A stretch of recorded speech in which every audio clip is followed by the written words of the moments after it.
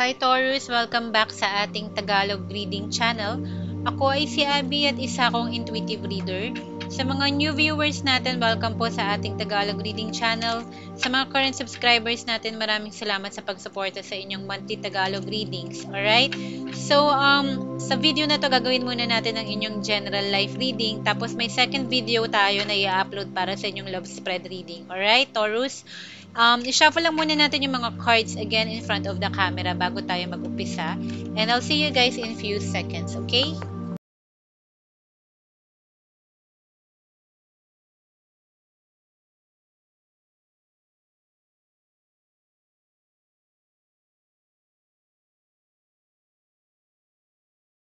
Hi again, Taurus. So, simulan na natin ang inyong general life reading. Kukuha tayo ng 7 cards para sa inyong snapshot para sa buwan ng February 2024, Taurus, no? Remember na maaari itong mag-resonate in the next 1 to 3 months from February, March, all the way to April, okay? So, position number 1, Taurus, no? Meron kayong co-create. Interesting. Position number 2, meron kang the tribe. Position number 3, meron tayong round and round. Fourth position, higher power. Yung high priestess coming through strongly, no, sa spread mo. Sa ikalima, meron tayong go the distance, Taurus. Sa ika-anim na position, meron kang observer. At sa center card mo, meron tayong to be fair, Taurus. Okay, for February 2024, no? Position number 1, umpisahan natin yung kailangan mong i-release, Taurus, co-create. So, kung nasa inertial ka lately or nasa comfort zone mo, no? Or nag-went ka on solitude or nag-hiatus tayo, no? Sa February 2024 moving forward, no?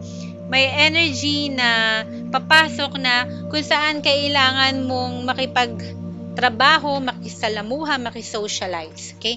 Maaari na new beginnings to na papasok para sa'yo pagdating sa career mo or sa mga aspirations and goals mo. Okay? Ipepresent sa'yo to sa February 2024 yung opportunity na to na makipag-socialize, makipag-connect para mag-grow yung network mo, maaaring networking din. Okay? Sa ibang tao or iba't ibang event, marami kang makikilala doon. You will work together dito sa mga tao na to. Okay, maaaring bagong trabaho, maaari din na baka may business ventures or may event or organization ka na kung saan magiging visible ka doon. At may kinalaman siya sa dreams mo, okay? Or sa trabaho, okay? Yun yung nararamdaman ko. Now, sa position number 2, Taurus, meron kang the tribe. So, ang kailangan mo ipagpatuloy, connected to sa co-create. Co-create and the tribe.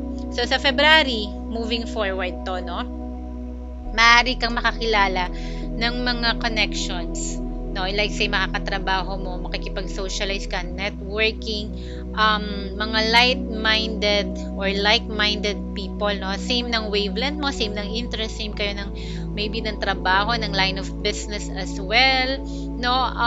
Na maaari kang mag-form ng alliances, friendship, or mga teams, okay? And partnership. Okay, yun ang kailangan mong mag-focus at the moment. Kasi ang release position na to, either in a good way or in a negative way. But I do see, nararamdaman ko positive to. Yung kailangan mong i-unleash for February moving forward. Okay? So, is that a time for you na maging loner or maging alone ka? Maaari kang makakita ng mga bagong friendship, bagong connection moving forward. Okay? As of this time. Ngayon sa manifestation mo, may situation na paulit-ulit daw. Okay? You're going in circles, no? Na paulit-ulit mo siguro tong minamanifest or dinidesire na sana mangyari. Okay?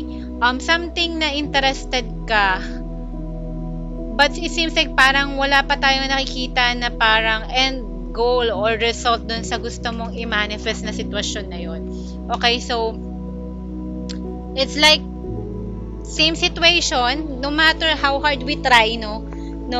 Parang hindi natin nakikita na nagka-come into fruition or may output yung manifestation na ginagawa mo sa isang area ng buhay mo na feeling mo stagnant or walang progress. Okay?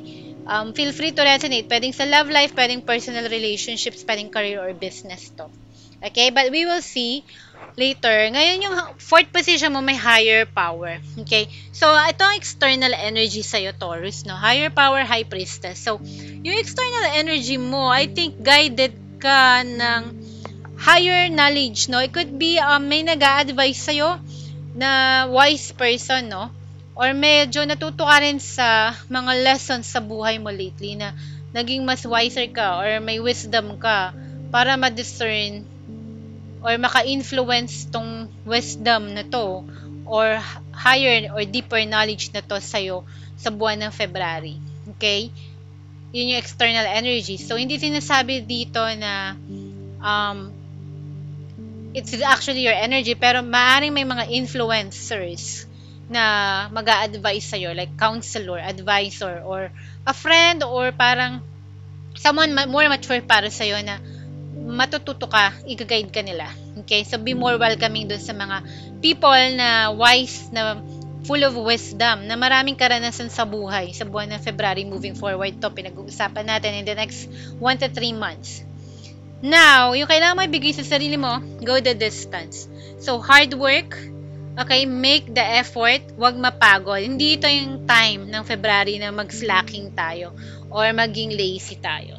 Okay, sa mga ganap sa buhay natin.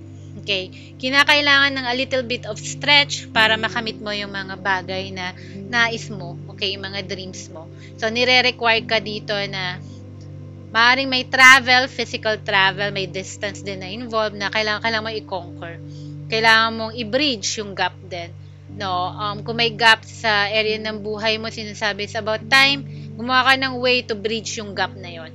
Okay? Trabaho man yan, sa career, or sa business, or sa personal relationship mo, gumawa ng effort. Okay? Effort, hard work, time. Okay, make time for it. Yun ang sinasabi. Yung kailangan may bigay sa sarili mo. A little bit of stretch, hard work. No, hindi ito yung perfect time na mag-relax or maging complacent ka muna. Okay? Magpursige. Now, sa ika-6 na posisyon, meron tayong observer. Okay, pakita ko lang kasi hindi kita sa camera.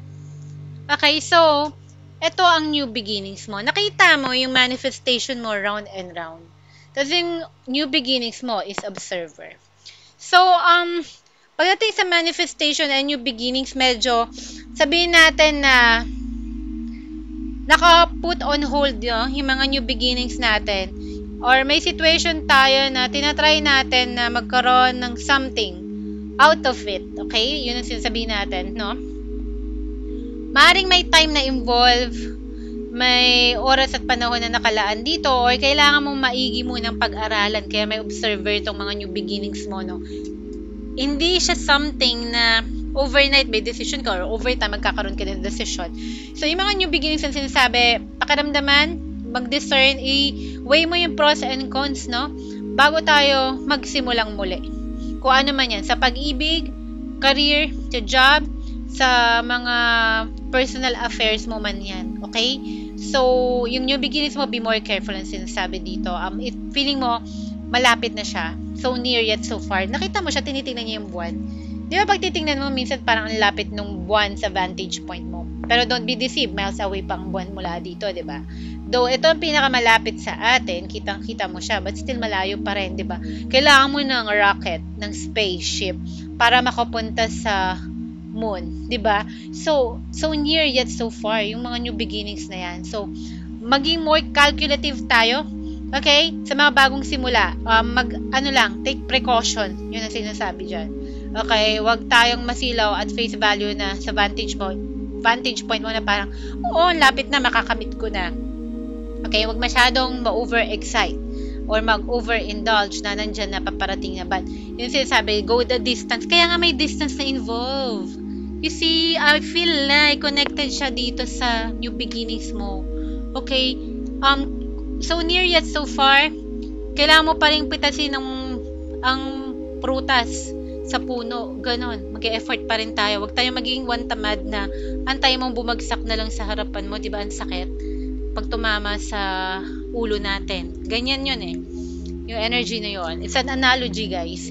Ngayon, at the center, may to be fair ka. Libra energy skill coming through. So, magkakaroon ng harmony and balance finally, no? Yun yung, maaari rin na yun ang gusto mong ma-achieve this time. Peace of mind, inner peace, peaceful surrounding lang this time. Sa kahit anong area to, love life mo, sa career, sa job mo, mas better sana na, alam mo yun, in harmony ka sa paligid mo, sa mga tao sa paligid mo rin. Yun yung something, sorry, nabangga ko yung mic, yun yung something na natutunan mo. Okay? Or yung kailangan nating matutunan dito. Mas maging balance. Pwede tayong mag-meditate, mag-pray para mas in control tayo sa ating emotions, sa ating mga iniisip. Okay? Yun yung sinasabi dito. Or mag-work tayo ng mga crystals na maaaring makapag-balance ng solar plexus chakra natin. Okay? Taurus, so sana nag-resonate kayo sa inyong general life reading, no, sa buwan ng February. Maaaring mag-resonate in the next 3 months. And gawin na natin ang inyong love reading sa next video. Okay, see you guys!